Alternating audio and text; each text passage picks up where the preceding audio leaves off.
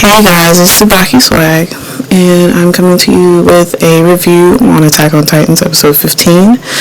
The episode starts off with a flashback from episode 14 when Eren is at the tribunal and Levi is pretty much kicking the crap out of him. What a wonderful way to start an episode, right? So the Samurai Corps gets custody of Eren and will now begin to prepare for the expedition beyond the walls. By the way, the intro is absolutely awe-inspiring and the graphics are freaking amazing, if I do say so myself. Alrighty, well, you're gonna have to bear with me because I did kind of take notes. So if I'm looking down, it's because I'm looking at my notebook. But it starts off, they travel from Tross to the old Survey Corps headquarters to hide Eren because that's probably the best place they can take him. So that way nobody will try to mess with him or the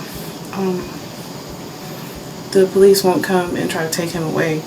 But at the beginning they name off the Survey Corps Special Operations Squad members under Captain Levi.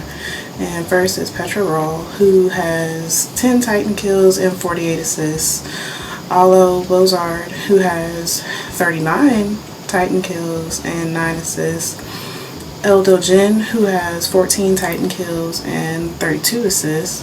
And then Gunther Schultz, who has 7 Titan kills and 40 assists. And they're right under Levi as far as being like the best people on the Survey Corps squad. But it also goes on to say that, well, Levi pretty much tells Eren that where he's going to be sleeping, he's going to be sleeping in the basement because they don't know what would happen if he lost control. Like, that would be the best place for him to be if he did lose control, like, while he was sleeping or whatever. But we come to find out that Levi wasn't always just like this great legendary captain that everybody thinks he is. He's like not this just amazing person that everybody thinks he is. He used to be pretty much the leader of an underground ring in the capital, and Erwin was the one who brought him into the Survey Corps. He wasn't this happy-go-lucky kid who wanted to be in Survey Corps one day. But other than that, Erwin has his own agenda as to what he wants to use Eren for. Not quite sure what it is yet, but Erwin has some suspicious things going on there, if I do say so myself.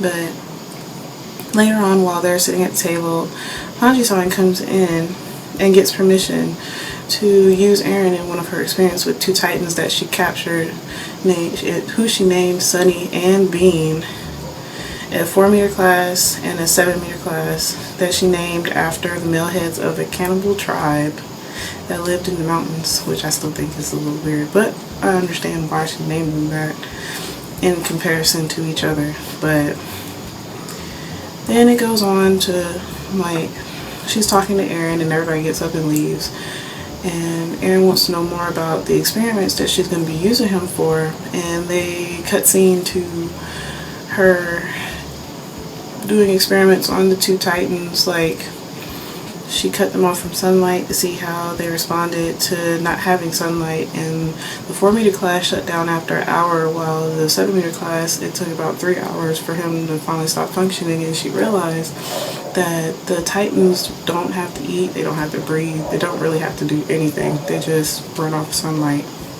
So pretty much eating people is, they just do it for fun, which I still think is really gross. But anyways, then also she did like different forms of torture, like to see what they're vulnerable to, like what might actually hurt them. And the 7-meter class responded differently than the 4-meter class. Like the 7-meter class, when she stabbed him in the eye with a pointy stick, he started like screaming and hollering like it hurt. But when she stabbed the 4-meter class in the heart with it, he tried to bite her head off. So she came to the conclusion that the 4-meter class is more introverted while the 7-meter class is more extroverted, which is a pretty good observation. I mean, But they pretty much just observed the way the Titans reacted to different things, and they pretty much didn't come up with anything new from the other 5 experiments that they did on Titans previously. So the morning that they were supposed to go, like,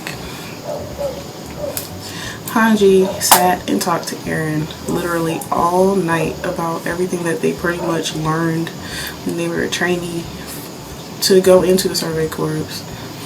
And the next morning, somebody came in to get Hanji-san because they found out that somebody killed 2 Titans that she was supposed to be experimenting on.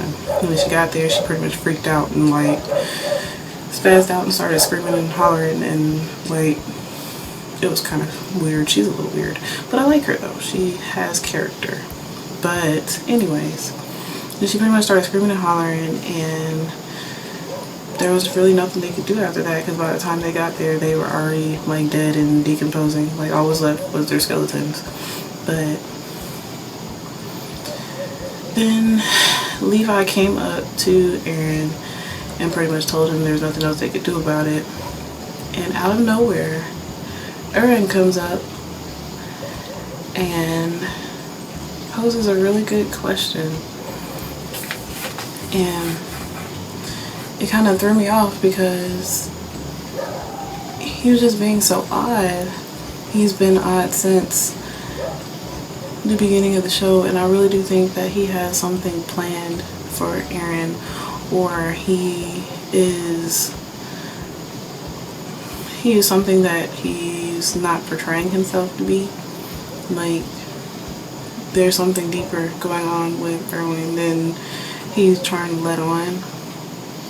But Mike mentioned that when Erwin was telling him that he had to hide Eren away. But I guess we'll find out in future episodes what's going to happen. But that's all I have for today. So if you have any questions, or if you want to comment on anything that I said, just comment down in the comment box and I will make sure to get back to you. But as for right now, I guess that's it. This is TsubakiSwagg saying adios.